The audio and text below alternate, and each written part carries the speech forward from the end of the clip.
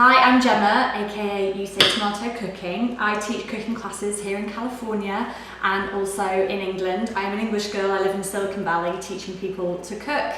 So all those people who are really clever at inventing driverless cars and iPads and all that kind of stuff come to me to learn how to cook, which is nice. And one of the things that I love teaching people is how to chop things, because if you can chop things well, you're going to be way more inclined to cook from scratch than if you're totally baffled. Now, probably the most basic thing you'll be taught to cook by anybody who's trying to teach you is how to chop an onion. First things first, I have a bit of a disability as a cooking teacher in that chopping onions makes me absolutely bawl. I've tried keeping them in the fridge, I've tried having a match in my mouth, bread in my mouth, all sorts of different things. My mum bought me these, which are onion goggles, which you can actually buy through my little online shop.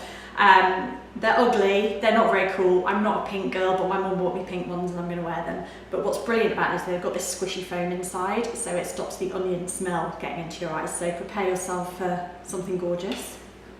Here we go. Right, let's get ready. So, onions. I love red onions, I think they have a better flavour, I think they're prettier, but I just buy them out of habit. You can use yellow onions, you can use any kind of onions. First thing I'm going to do is I'm going to teach you how to open an onion up, and then I'm going to show you how to cut it into half moons, and then I'll show you how to dice. So first things first, root end, other end. So chop off both ends, and then chop down the middle, and then peel the skin off. I hope you can concentrate without looking at these ridiculous glasses. So when you're peeling the skin off, you literally just want to take off this teeny tiny outside layer. Some onions are easier than others. Move this out of the way. And then, okay, half moons. So if you look at your onion, you've got the kind of more dense rooty end, and you've got the more open end. So I always hold the rooty end towards me and I cut towards that, because that kind of holds all the different parts of the onion together. So for half moons is the easiest way to ever chop onions. So point of the knife on the board, as fine as you can. You just chop all the way along, and then when it gets to kind of here and you start to get a bit nervous that you're getting too close to your fingers, all I do is turn it on its side, and then you can just chop